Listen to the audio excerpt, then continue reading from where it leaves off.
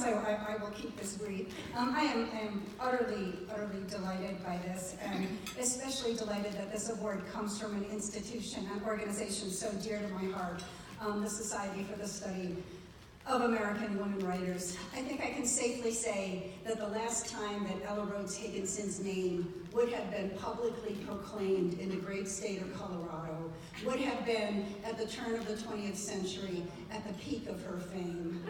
This would have been around the same time that a review in the Chicago Tribune of her latest book of short stories described her as the author who put the Pacific Northwest on the literary map. That was an accurate assessment. Higginson would publish over 800 works in her lifetime. I have cataloged all of them. She would publish over 800 works in her lifetime. She was the recipient of a variety of national literary awards. Her poems were set to music and were sung by the major dramatic singers of the day, such as Enrico Caruso, and she was elected first poet laureate of Washington State. Despite all that, for reasons that every single person in this room understands, she was completely erased from the literary record, pretty much without a trace. It has been one of my pleasures in recovering Ella Higginson to find her self-designed gravestone, a gravestone she designed long after she had been forgotten, on which she had engraved Ella Higginson, poet, writer, just waiting for the moment when sometime in the future she would be found and recovered again. I would like to thank you, since I'm here, I would like to thank the organizers of this wonderful conference. I know how many moving parts there are to a thing like this, and this has just been such a deep pleasure. I would like to close by reading a poem, if you will. Reading a poem by Ella Higginson, celebrating her beloved Pacific Northwest, the region with which her writing is most closely associated. And I know I'll get it anyway, but the ending couplets are a very good time. So this is the Snow Pearls from 1897.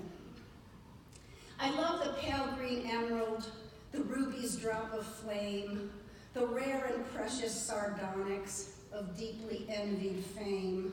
I love the opal's restless fire with green lights interwove, and even the royal amethyst. But most of all I love the string of snow pearls set around this great blue sapphire, Puget Sound. The modest garnet, finely cut, gleams like some rich old wine. Higginson had quite a jewelry collection. I hold the diamond's crimson flash as something half divine. The turquoise, chill December's gem, blue as the blue above, is precious unto every heart. But more than these I love the string of snow pearls linked around this cool blue sapphire, Puget Sound. When up Mount Baker's noble dome struggles the morning sun, and waves of crimson and of gold across the pale sky run, when every fir tree flashes out like a tall gilded spire, sweet as a hope rooted in heaven, springs a soft sudden fire upon the snow pearls strung around this deep blue sapphire, Puget Sound. Take then all jewels of the earth which only gold can buy. Not one is worth that glistening chain linked in God's pale green sky. Let him who will roam east or west, on prairie or on sea, searching for empty gems, but oh, let us contented be with these pure snow pearls clasped around our own blue sapphire, Puget Sound. Thank you so much.